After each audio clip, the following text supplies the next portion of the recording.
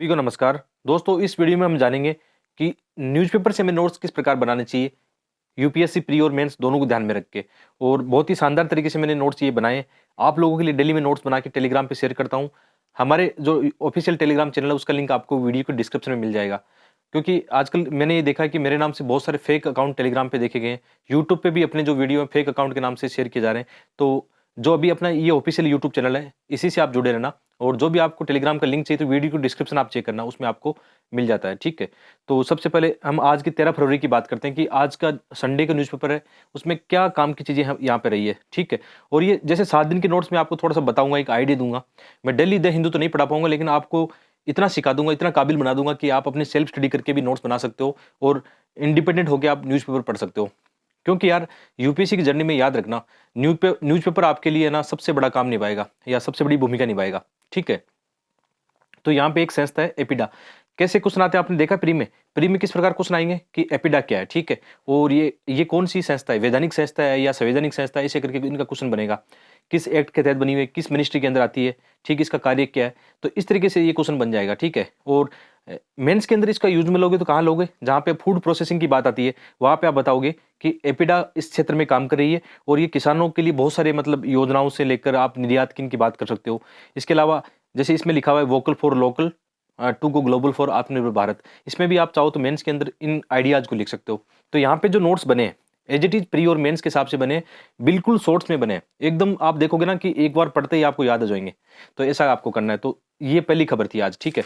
और आपने एक चीज देखी, मैं डेली 1-1.5 पेज में नोट्स बनाता हूँ, उससे ज्यादा मैं कुछ नहीं बनाता हूँ, क्योंकि मुझे ये पता है कि कहाँ से क्वेश्चन आएगा। ये श्योर है, क्योंकि यार जब आदमी बार बार एग्जाम देता है, जब 4 मेंस मैंने लिखे हैं, 3 बार इंटरव्यू दे चुका हूँ, तो इतना विश्वास है कि जो मैं पढ़ रहा हूँ मुझे इस पर बिलीव है कि यहीं से क्वेश्चन बनेगा। क्यों बनेगा? क्योंकि एक आइडिया बन जाता है, एक रिसर्च आ जाता है कि यार ऐसे ही क्वेश्चन यूपीएससी प्री में आते हैं।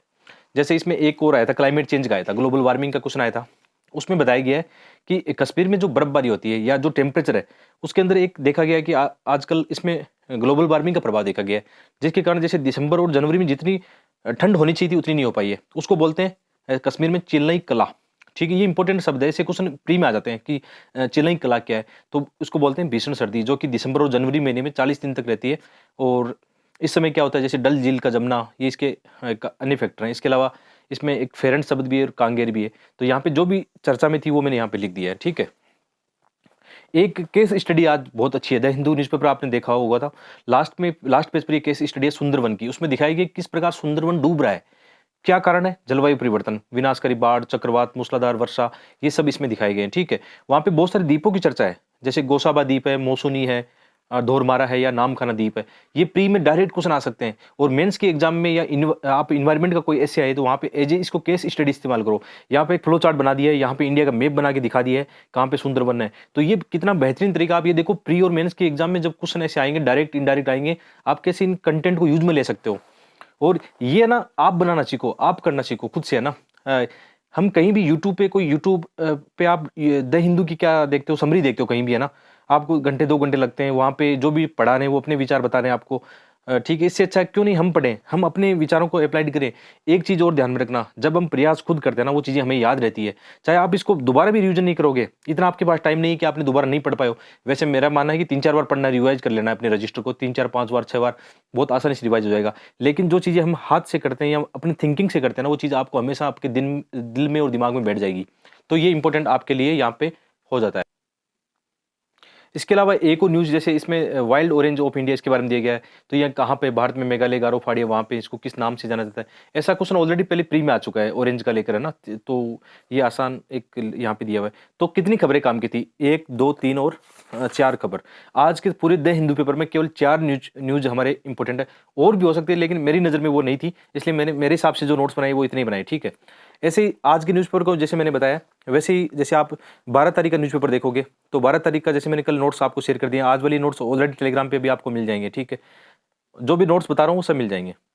जैसे कल चर्चा थी कि जो इंडेक्स ऑफ अपना क्या है, इंडस्ट्रियल प्रोडक्शन, ये कौन जारी करता है, तो एनएसओ जारी करता है। इसी क्वेश्चन प्री में आप देखोगे, एनएसओ किस मंत्रालय में आता है वो यहाँ पे दे रखा है। तो प्री के हिसाब से ये क्वेश्चन काम का था। इसके अलावा कर्नाटक का जो इजाब वाला मुद्दा भी चर्चा में है ना, तो मेंस जीएस2 के अंदर ऐसे क्वेश्चन बनेंगे, ठीक है। तो आपको ये पता होना चाहिए कि कौन कौन से आर्टिकल के अंदर ये आते हैं, ऐसी चीज़ें आपकी पता होनी चाहिए। इसके अलावा आप इंटरनल सिक्योरिटी का भी GS3 में ये टॉपिक आता है कि जैसे यहाँ पे आप साइबर खतरा इसमें बताया गया था। एक बहुत ही बढ़िया आर्टिकल था द हिंदू में। उस आर्टिकल की जो भी चीज़ें थी कि जैसे यूएस में और वहाँ पे कुछ जगह ऐसे साइबर क्राइम की घटनाएं हुई थी, उसको बताया गया था। और इसमें एक संदेश दिया गया था कि यार जो बिग बैंग साइबर अटैक हो सकता है, मतलब बड़ा एक घटना हो सकती है, उससे पहले हमें तैयार हो जाना चाहिए। तो इसमें एक डाटा भी दिया गया है कि किस प्रकार साइबर हमलों से कितना नुकसान होता है, वो डाटा हमारे पास है। तो GS3 के अंदर जब ऐसा क्वेश्चन आएगा, उसमें डाटा इस्तेमाल करोगे, ऐसी चीज़ें इस्तेमाल करोगे, कीवर्ड इस्तेमाल करोगे, तो आपके नंबर मार्क्स अपने आप बढ़ेंगे यार। इसी तरह इसमें मेंस के कंटेंट के हिसाब से मैंने यहाँ पे बता दिया कि इसमें कौन-कौन से संवेदनशील क्षेत्र हैं, जो भी सेक्टर है इसमें। और ये मैंने क्यों बनाया, क्योंकि मेंस के एग्जाम में जीएस में हमें ऐसे ही बनाने हैं। आपका समय बच जाएगा। आपने पहले ऑलरेडी आप इस चीज़ को लेकर तैयार हो कि मेरी मेंस की भी तैयारी साथ में होनी चाहिए। तो प्री और मेंस दोनों एक साथ में रहेंगे, ठीक है। इसी तरीके से आगे जैसे एक टॉपिक मुझे आजकल बहुत ज़्यादा चर्चा में रहा है और मुझे बहुत मज़ा आया इसको पढ़ के। जैसे ये टॉपिक आप देखना, 11 फरवरी को न्यूज़पेपर में आया था कि अभी क्या कर रहे हैं, creating a sun in A lab, ये एक मतलब आर्टिकल था। उसमें बताया गया कि किस प्रकार थर्मोन्यूक्लियर फ्यूजन जो प्रौद्योगिकी उसका महत्व बताया गया है। हाल ही में 2 एक्सपेरिमेंट देखे गए हैं जो सक्सेस हुए हैं। एक तो चाइना में और एक यूरोप में ये सक्सेस हुआ है, ठीक है, जिसको नाम दिया गया जॉइंट यूरोपियन टोरस नाम दिया गया है। इससे क्या हुआ कि जो सन के अंदर एक्टिविटी होती है, जो भी एनर्जी बनती है नाभिकीय संलयन के माध्यम से, वो हमने यहाँ पे प्रयोगशाला में जनरेट कर ली है। और एक और प्रोजेक्ट चल रहा है जो क्या है, अंतर्राष्ट्रीय थर्मोन्यूक्लियर एक्सपेरिमेंटल रिएक्टर। मैं आपसे प्रॉमिस करता हूं ये जो क्वेश्चन है आने वाले वक्त में या तो इस साल यूपीएससी के एग्जाम में प्री और मेंस में देखने को मिलेगा। बहुत इंपॉर्टेंट है। इसमें दिया गया है किस प्रकार वैश्विक ये प्रयास है 2035 तक इसमें कितनी एनर्जी हमें यहाँ से पैदा करनी है। इसमें बहुत सारे देश, लगभग 35 कंट्रीज में शामिल है। EU प्लस इसमें इंडिया भी शामिल है, ठीक है, इंडिया चाइना ये भी शामिल है। इसके अलावा ये जो क्वेश्चन है प्रीलिम्स में आएगा, किस प्रकार नाभिकीय संलयन ये जो चीजें काम करती है ना, ये क्वेश्चन आ सकता है। इसके अलावा यहाँ पे दे रखा है कि इंडिया के अंदर भी थर्मो न्यूक्लियर को लेकर क्या हो रहा है, ठीक है। जैसे होमी जे भाभा के द्वारा प्रयास किए गए थे शुरू में, और अभी 2-3 संस्थाएं यहाँ पे मैंने लिख दी ये काम कर रही है। एक गांधीनगर में और एक कोलकाता में ये काम कर रही है इस मामले में, ठीक है। ऐसे क्वेश्चन डायरेक्ट आते हैं, बिल्कुल आते हैं। मैंने अपनी जर्नी में देखा कि ऐसे क्वेश्चन आप तैयार करते हो पहले से। मैंने यहाँ पे पूरा कंटेंट दे दिया है, ठीक है। देखो ऐसे प्रयास सब जब हम कर रहे हैं तो हमें एक्स्ट्रा करंट अफेयर को ज़्यादा फॉलो करने की आवश्यकता नहीं है। बाद में कोशिश करेंगे, कोई मैगजीन जब पढ़ेंगे मंथली तो ये टॉपिक ऑलरेडी उसमें होंगे, तो हमारा प्रयास तो आधा हो जाएगा, फिर उसको ज़्यादा नहीं पढ़ना, तो आपका टाइम अपने आप बच जाएगा। इसलिए देखना, आप टॉपर हमेशा कहते हैं कि न्यूज़पेपर पढ़ो, फालतू का कचरा मत पढ़ो, कम पढ़ो, ठीक है। तो ये न्यूज ऐसी चर्चा में रहती है। इसके अलावा आपको यहाँ पे ये PDF ऑलरेडी मैंने वहाँ पे शेयर कर दिया, आप देख लेना जितनी भी है, जो अभी न्यूज़पेपर की 7 दिन से मैं कंटिन्यू शेयर कर रहा हूँ आपको, ठीक है। तो न्यूज़पेपर के नोट्स आप ये बात समझ गए होंगे यार, न्यूज़पेपर के नोट्स कैसे बनाने चाहिए अकॉर्डिंग टू आपके सिलेबस, प्री और मेंस दोनों के हिसाब से, ठीक है। और ये जो अभी मैं थर्मोन्यूक्लियर वाला बता रहा था, ये कल परसों में भी चर्चा में था। इसके अलावा आप यहाँ पे देखोगे कि जो भी वाइल्ड लाइफ या वेटलैंड ये है, जो आर्द्रभूमि है, ये भी चर्चा में थी। यहाँ से डायरेक्ट क्वेश्चन बनेगा कि बसाई आर्द्रभूमि कहाँ पे है, क्यों चर्चा में, किस कैटेगरी में, इंपॉर्टेंट बर्ड बायोडाइवर्सिटी एरिया है कि नहीं, ठीक है। ऐसे क्वेश्चन चर्चा में रहते हैं। और ये केस स्टडी भी इस्तेमाल कर लेना आप मेंस के एग्जाम में। जैसे एक क्वेश्चन, एक अभी द हिंदू 7 फरवरी को चर्चा में था, कुतुबशाही गुंबद है। ऐसे क्वेश्चन कैसे आएंगे कि किस पत्थर से बने हुए हैं, किस राजवंश के द्वारा बने हैं, कौन सी शैली में बने हुए हैं, ठीक है। पूरा आपको यहाँ पे मिल जाएगा। तो आप ये पहले से चीज़ों को लेकर आगे बढ़ो, ठीक है। जैसे एक यहाँ पे दोबारा से एक चर्चा में था कि जो कान्हा टाइगर रिजर्व और बांधवगढ़ टाइगर रिजर्व, यहाँ से उड़ीसा का जो सतकोशी है वहाँ पे क्या है, टाइगर यहाँ पे रिलोकेट किए गए हैं। तो ये प्रोग्राम है, इंपॉर्टेंट है। तो यहाँ से बहुत सारे क्वेश्चन ऑलरेडी रहते हैं। अब आप फिर कहते हो कि सर इन्वायरमेंट के क्वेश्चन कहाँ से आते हैं। मैं तो ये मानता हूँ कि जो न्यूज़पेपर में चर्चा में रहेगा वो आपकी यूपीएससी प्री में पक्का आएगा, ठीक है। तो पहले से अपनी चीज़ों को लेके बढ़ो आगे और आपका कंटेंट तैयार हो जाएगा। और ये जो नोट्स आप चाहते हो तो मैंने टेलीग्राम पे ऑलरेडी शेयर कर दिया, आप वहाँ से डाउनलोड करो, पढ़ो। लेकिन सजेशन ये होगा कि खुद आत्मनिर्भर बनो, अपने नोट्स खुद बनाओ, तैयारी करो, क्योंकि आप ज़्यादा सीखोगे, ज़्यादा आपकी जो है मानसिक क्षमताएं बढ़ेगी।